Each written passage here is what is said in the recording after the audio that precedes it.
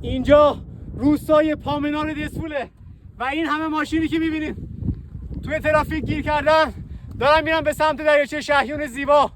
یه لحظه نزن بعدی، فقط اینو میخوام بگم خیلی هاشون خبر ندارن دو تا جای بسیار دیدنی دیگه بالا دست این دریاچه قرار داره.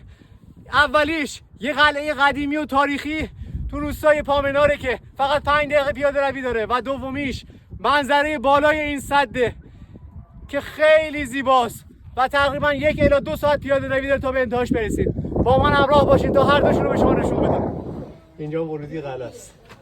مسیر قلعه شادابو 1 ساعت فکر کنم 2 ساعت ادامه بدیم بالای کوه، بالای سد دس میتونیم در بیایم.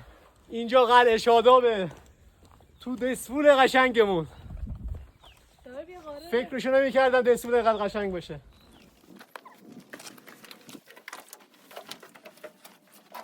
من دیگه میترسم یه خورده بیشتر از این برم داخل چون امکان وجود حیوان هم هست.